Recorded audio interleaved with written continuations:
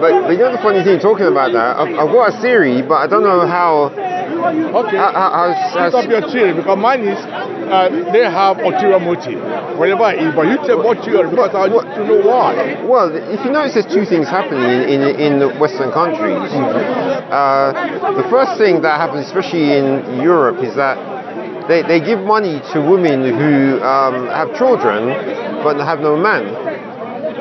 Right. Yeah. So what's happening is that those women are generating children who have no family, who don't really have family ties. And so the thing about it is that, and so by bringing so many of these men over, these are, and especially Muslims, now they're going to obviously look down on these women. So what could end up happening is that if you have lots of foreigners coming in, going with all these single women, you end up, your population will slowly creep, so that you just end up with a mishmash and not solid families. So you get rid of, essentially you get rid of the family base in the lower population. Well, this is why I said they have ulterior motive. But the reason ulterior motive is that they have an agenda which you don't know except you are in the inner sector of the government. Yeah. Right.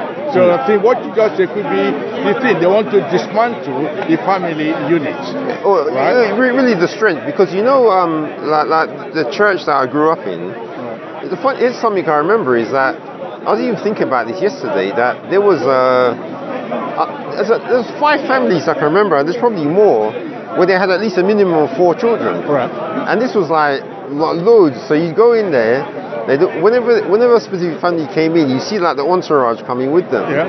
Okay. And this was in the 70s and 80s. But yet the 90s is when they started the war on like removing that entourage. So I noticed that you don't really see it anymore as the years have gone by. Yeah. Okay.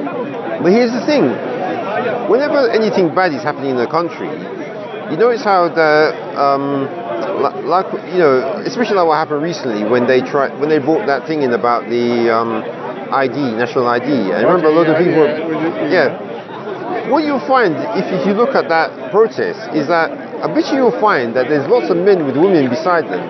So they're family, aren't they? Mm-hmm. So if you can destroy the relationship, the link between the men and women, those protesters with men and women, you know, hand in hand, you can get rid of that, because you just have a load of men doing what they're doing, women doing all kinds of mess, and when the children come out, they just don't know what they're doing.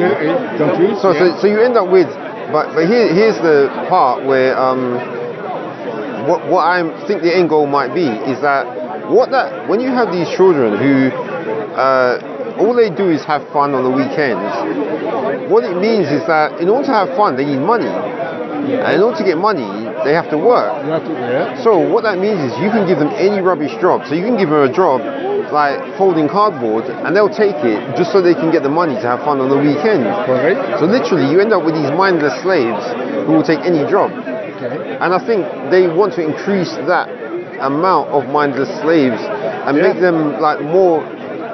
You know, they don't think there's anything wrong with being a mindless slave who's doing some rubbish job, but at least you get some fun on the weekends, and that's all your life. Your mind control, so that whatever they plan, that the government or the rule of whatever they plan in the future, when the time comes, it will be much easier. Because they could just say to you, well, either you get it, do what you're told to do, or you don't get your money. That's and it. People will then immediately, easily kowtow to it. This is why I said they got an agenda, you know, and we don't know, but for what you're saying and what people have been discussing, yes, that's a possibility. Because you could say, why are they doing this? Why is the government doing this?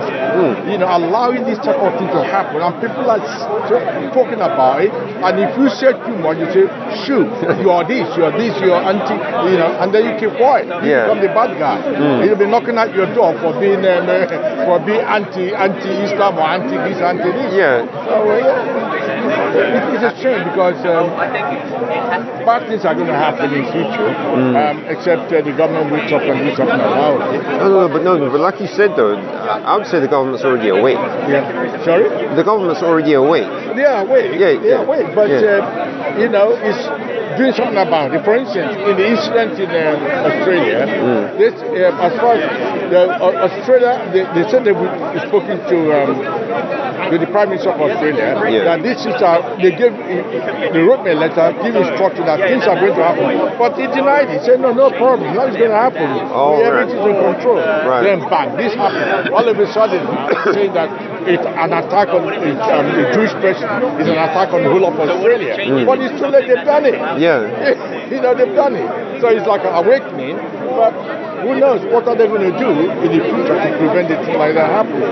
Because they give them access to everything, whatever they want, for political expediency. They allow them to get away because they don't want to upset them in case when there's election, they don't want to lose their seat. So they are getting more and more and more, and then there we are. What's going to happen? Yeah. And actually, that's the other thing is that when you have more immigrants, as the normal population dies off, because you just mentioned that about voting, that's the other thing, because what you find is that immigrants don't care about the country itself. No. They just care about their own people. Their own whatever they want. So to get them to vote, all you got to do is just give them what they want and say, vote for me and we'll give you this, and they'll vote. Yeah, simple as that. So they're not thinking ideologically that, okay, there's something wrong with this particular... No. But the thing is, how about the leaders that are allowing this? Because there comes a time when these little people you think are nobody become so powerful and become very mindful and want to introduce their own structure, because they could then influence from abroad. People that have been paying them say, look, now you got this. I mean, look, naturally, I think we got about 5 members of parliament that are Muslims. Right, yeah. Who will have thought about this 30 years ago? That Muslims become member of parliament. And they are not, I can understand a minister being a Muslim, but a Labour minister. Or a Catholic minister. But this is their own, Islamic party. Right. In election, 5 of them going to parliament. Okay. So, if you are Labour or Conservative, I can understand that. Because then if you are Labour, you follow Labour agenda. If you are Conservative, you follow agenda. But this is a Muslim agenda. 5. This is unbelievable. And this is why TSF is so afraid of what's going to happen. And this is why reform is not getting popularity. Conservative doesn't know what to do. They don't want to alienate a few Muslims as their part. What is nice. So he's afraid of losing their votes. But they should normally they say when you are in Rome, you behave like Romans. The Muslims that came to this country many years ago, they assimilate, they obey the law, they follow things. Right? But now they won't come in today. No, they just want to do their own thing. And then who knows? And this is why Donald Trump, though those are not majority Muslims, but he tries to deal with the illegal immigrants, in their states. And I think it's a state where Omar, a Muslim guy from Somali, became a member of the Democratic Party. All right. They just discovered that during the COVID, right, they were able to amass about $1 billion as support. And guess what? They are sending back to Somali. Some to the terrorist organization, and there's nothing wrong sending money to your family, abroad. But some of them were going to the terrorist organization in Somalia. but then, if some of those billions are going to Somali, but why would they have their family then? Couldn't they send some ships with some food? No, leaders are not interested in looking after their people. They are interested in building their own empire, their own money, their own houses abroad. I bet you some of those money is come back to buy properties in England or America. The leaders are not interested in the people. You would have thought, after a leader of any country is to look after your people. But all the money given to them, they don't use it to look after the people. You go to their bank and back to Europe. So they're there for themselves. That's the unfortunate thing. Yeah. So all those money, they use it now to buy weapons and then pirating. To buy boats. Buy boats to pirate and they get more money. Because the thing about them boats is that they can't make the boats themselves. The boats are made by the Europeans and Americans. So it's all money just go round and round and round. You know, they say, well, if they're stupid enough to give us the money, we'll take it. And the thing is, you imagine, someone might say, oh, there's... Because if you're a Somali pirate, if you're in a rowboat, you can't get anywhere near one of them big ships. So you need a boat which is big. It's got to be big enough so that you can board it. But they've been able to do that. They've been able to use small boats. I can't understand the massive big boats being boarded by people of small boats just because they are firing guns. You're a big ship. Why can't you just continue your journey? You know? But yeah, they stop. They're able to climb up the boat. Not just how could that happen? Yeah, but when you look at the boats, have you ever seen how the size of their boats are? Some of them are, one I've seen are small boats, speedy boats. Very speedy, you know, they're fast boats, you know, but the thing about it is, you have to be kind of careful when it comes to boats though, because when you've got people attacking you around and you're in the boat. Big boats or small boats? No, when you're in a big boat. Merchant boats, Yeah, if you're in a merchant ship or something, you have to be careful because even if you try to just keep going, they can foul your propellers and seize up your rudder. So those goes on any sort of big ship. The rudder, the propeller. And that's like the vulnerable part of any boat, and that's the reason why, even if you're in a small boat, that's why they can stop those big ships, because the big ship captain knows that they can damage the propeller, because they could just blow up the propeller and rudder. But it never happened. What's that? I mean, they attacking the propeller or the rudder. It never happened. So yeah, but that's what I mean. But you're saying that the boats always stop, isn't it? Yeah, they stopped. That's what I'm saying. So it's because they're firing guns. That's not because they're firing guns and they're so afraid. And the bazooka get into the ship and they slow down and then stop and then they board the boat.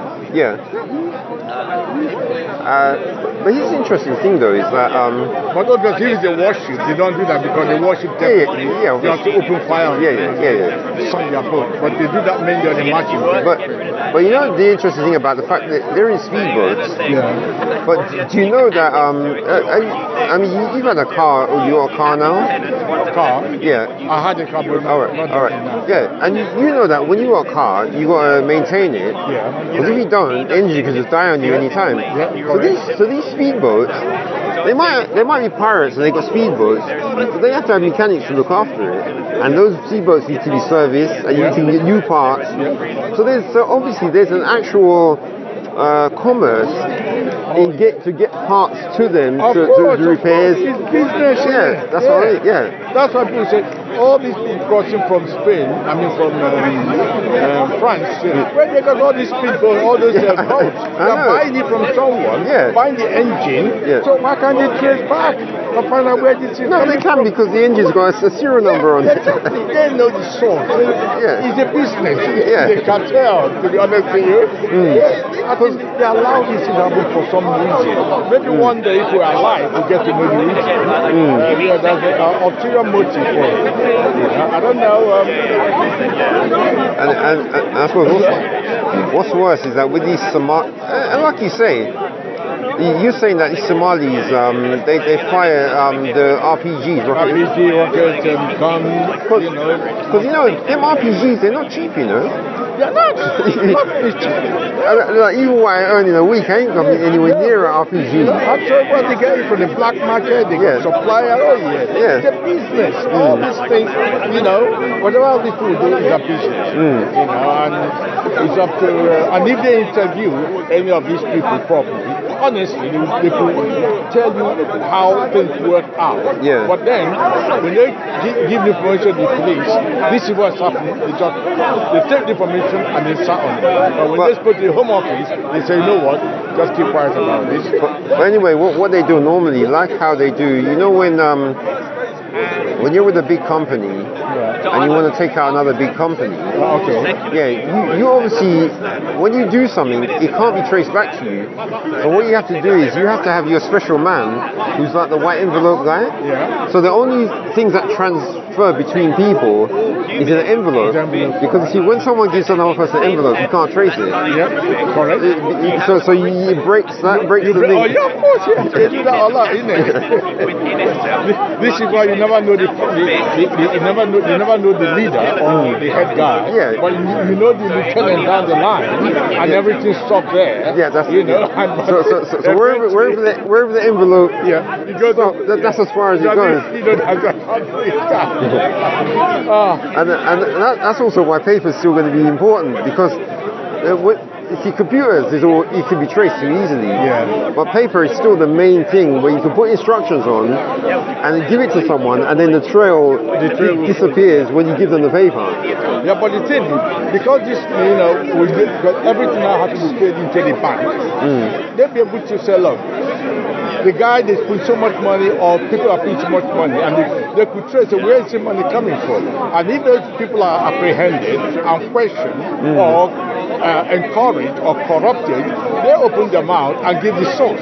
Say, this is how it's happened. As long as you give me an immunity of persecution, they could lead the factory trail by cleverly telling the authority, this is what's happened. So you go back to the chain, be able to trade, because that's what they do. But it's crazy. And I'm thinking also that both of them are Muslims. It's crazy.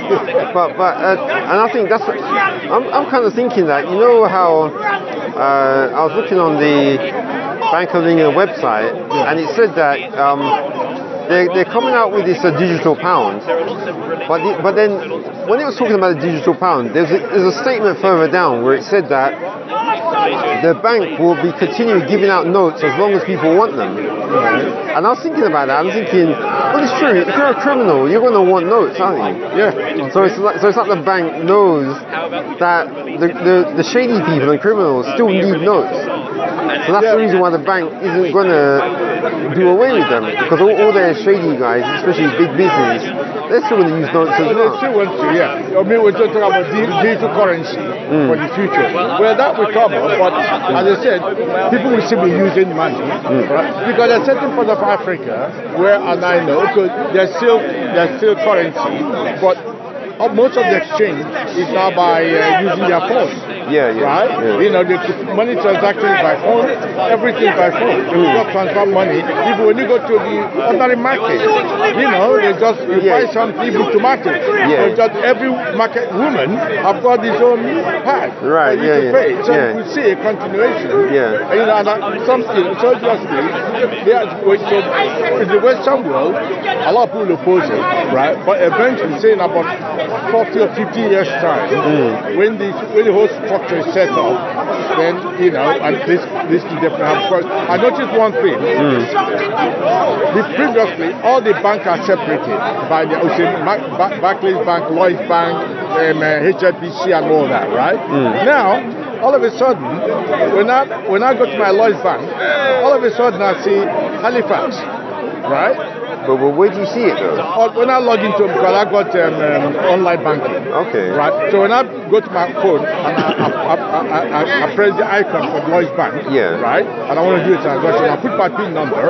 Then what's happening is all of a sudden I see Halifax is now on it, and guess what?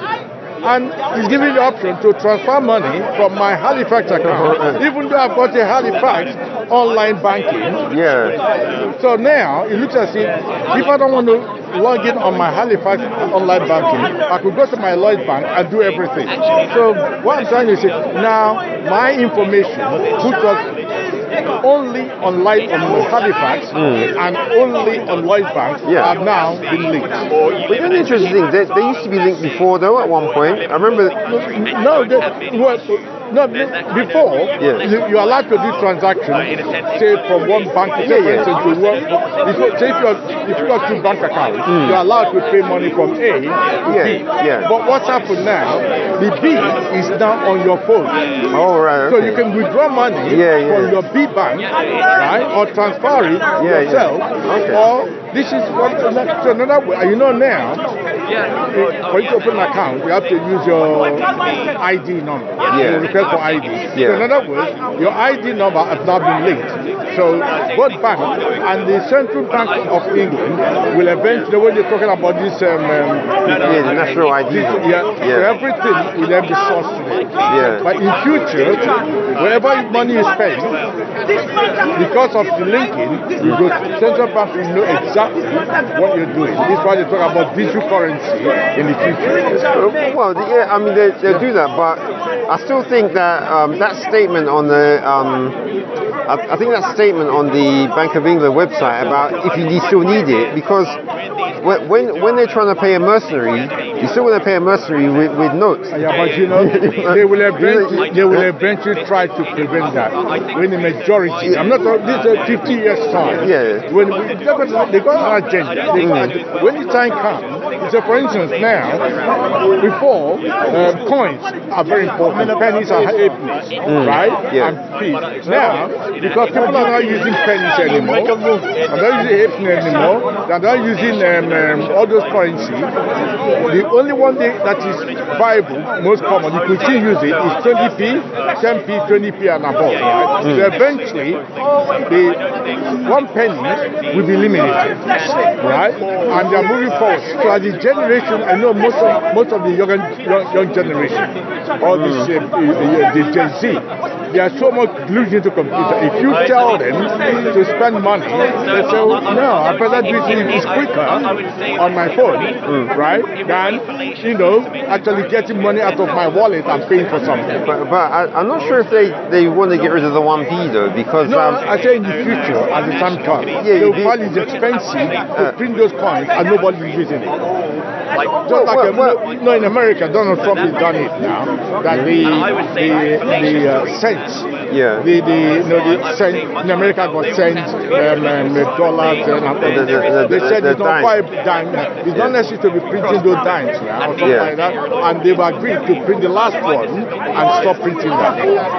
Okay. Right. Yeah, because it's economic. People are not using it. They're costing us so many 100,000 to print it, the coins, and no one uses it because people are now into digital, expenditures.